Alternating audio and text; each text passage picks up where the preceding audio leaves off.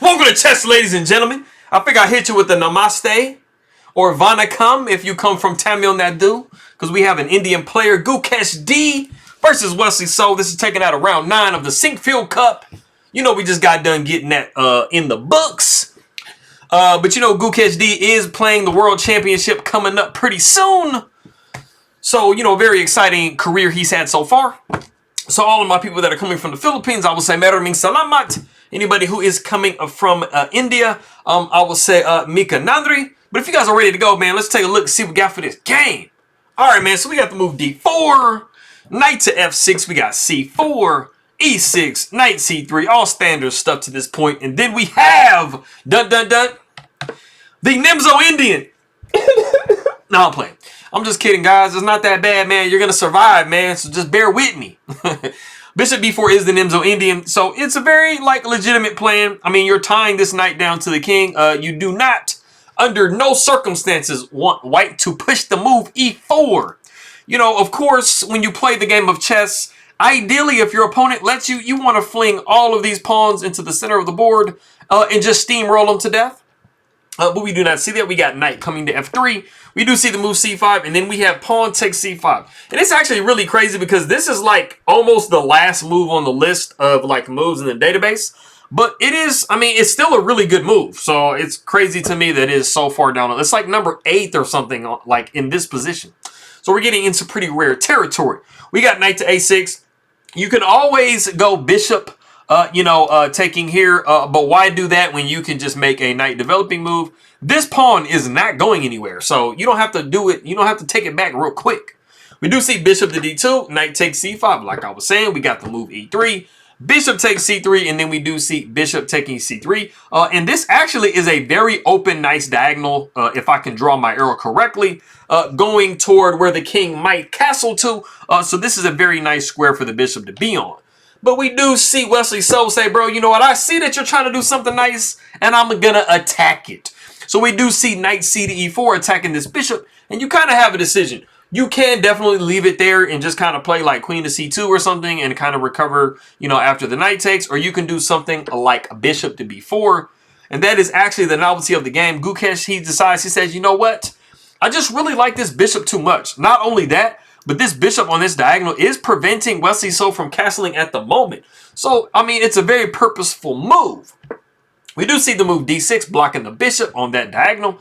We do see bishop going to E2, and then the queen does come to B6, and Wesley So was like, bro, I do not like this bishop.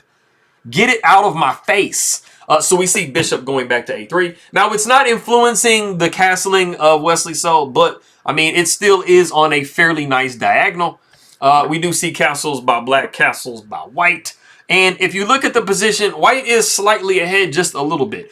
They do pretty much have all their pieces developed. They just kind of have to do something with this bishop, and these rooks can be connected, and then black can live its streams. We do see the move E5, and this is definitely trying to help this bishop, you know, kind of just choose from a lot of different options. We got knight back to D2. We do see rook sliding over to D8, you know, hinting at maybe a D5 push at some point. For those of you guys that play against the Sicilian or do play the Sicilian, this should look somewhat familiar because this is a very common structure that you get into when you do play the Sicilian. So this is definitely one of your problem pieces if you are black. If this knight moves somewhere, I mean, you can have a lot of pressure on this pawn. So you kind of have to do something, like I said. So the knight does take E4. We got knight taking E4, and then we do see queen to C2. And black and white has now just done everything that they needed to do. They do have double bishops in a fairly somewhat kind of open in position. They do have their rooks connected, so they are definitely pretty far ahead. And you kind of see that white holds a little bit of an advantage. We do see bishop to F5, and absolutely under no circumstances do you want to drop a discovered attack with the knight moving literally anywhere and attacking your queen. After maybe G6 protecting the bishop. So we do see the move bishop to D3, and now we don't have any of the discovers around. So we do see the move D5 coming now. We got the rook A to D1. We do see rook A to C8. And it's a little bit dangerous to now leave your queen there. So we do see Gukesh just backing it up to B1. You know, saving itself, kind of retreating in its little pocket, like I said yesterday or 2 days ago. We do see bishop going to G4. And we actually see the move pawn takes D5. And let's back up just one step. I think some of you guys might be looking at this like, wait a minute. Wait a minute. Bishop G4, this like kind of puts the bishop right next to the knight, right? Can I play F3 here? Isn't that just a fork? Am I missing something? Well, you actually would be missing something if you did that. I do want you to be paying attention to when your opponent does put, you know, some major pieces, literally one file apart like this, because you definitely can have some forks sometimes. But in this situation, because of where the king is sitting, it would not be best. After we see F3 and then we celebrate, we're like, hey, we're winning everything, bro. We're good. Everything's good. No. Queen takes E3 with check. And then after the king side steps over to H1, only move, you do see knight to D2. And you are forking these pieces. And you don't even care about this bishop right here, man. So you have to be careful that your opponent doesn't have any in-between Zwischenzug moves to make. So like I said, we do see pawn taking D5. The bishop does take D1, so we have given the exchange as white. But fear not, because you are in a very good position if you are white. The bishop takes on E4, and the bishop that's down on C1 is trapped at the moment, so it kind of needs to get out of dodge. We do see bishop to E2, and this does hit the rook. We got rook sliding up to E1, and at this specific moment, you are down the exchange as white, and you kind of have an extra pawn as compensation somewhat, but we are getting into a really nice variation, though. We got bishop going back to C4, hitting the D5 pawn. We do see bishop taking H7 with check. The king goes down to H8, and this is a very instructive position, because instead of just like retreating the bishop to like a passive square or like going into like some trades or something like that, we actually see a really nice tempo gainer move, and that is bishop to F5, and this is hitting this rook right here. So you kind of have a decision that you want to make, because white is definitely very ready to play this move right here, and this will pretty much hold this pawn for a really, really long time. So do you give up the exchange, or do you kind of go into a different position? So we do see Wesley So deciding, hey, man, I'm going to go ahead and just give the exchange back. So it's a tit for tat. We got bishop taking D5, bishop taking C8, and then we have a rook taking C8. And white is up a solid pawn. So it's not like you just won the game completely, but I mean, it's always nice being up a pawn, bro. So, you know, it's never too shabby. We got rook going over to D1, tickling this bishop on D5. We got queen over to C6, and we do have to be careful about this pawn right here. So we do see the move F3, just blocking all of that. We do see queen going to B6, and then we do see rook going to E1.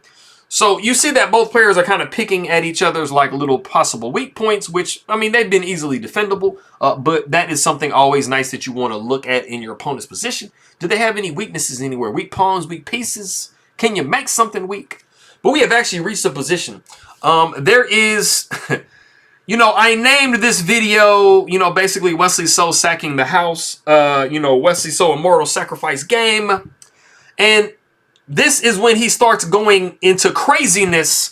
So if you want to pause the video and try to see not only the beginning move to these sacrifices, but the follow-up, I'll be truly impressed. If you want to pause the video and try to guess that stuff, go ahead and do so.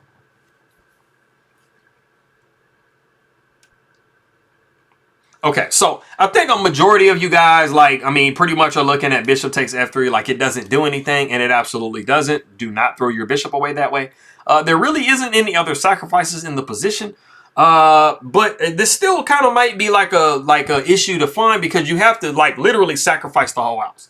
The move that I'm looking for is bishop takes A2, and some of you guys are probably looking like, wait a minute, what does that even do? Like, I mean, I'm not back ranked or anything. Like, you're just gonna take the bishop, right? Well, there's a very big point as to why you're trying to deflect that queen off of that back rank. And after we see queen taking A2, we literally just see rook to C1. And you're like, dude, why is Wesley So throwing all his pieces away, man?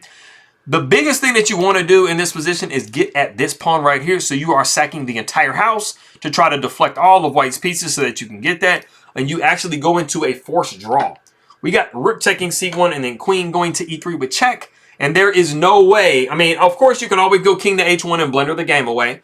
But we have like a lot of time on our clock. Do not do that. So we see king going to F1. We got queen to D3 with check. And then we see a repeating of the position kind of going back and forth. And it is in this position that the players do threefold repetition of the game.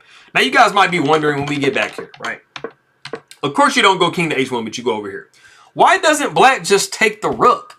like, I mean, they're going to get some of their material back, and then, like, maybe it's kind of a game or whatever. You got 2 of these, you know, pieces right here or whatever. Well, if we do have this position here, there's basically never a way for you to get out of these checks that black is able to put on you. The king would slide up here. You'd be looking at this. So basically, as long as black maintains this diagonal, they're always able to continue to check you, and you might do something like this. But we have this check right here. If you slide over, we got queen checking here. So like I said, as long as this queen maintains this diagonal, it doesn't really matter how you kind of try to weasel out of the situation. You're always going to be able to be checked on literally one of these squares. So there is, either way, there's no way to get out of all of the checks that come in. So, all of my people in the Philippines, maraming salamat aking mga kaibigan. Kamusta na? I hope everybody is doing very well. I'm doing okay. Mabuti. Anybody who is coming from Tamil Nadu, I will say Vanakkam. And Mika Nandri. I appreciate everybody very much for stopping by from around the world. And I'm going to catch you guys next time.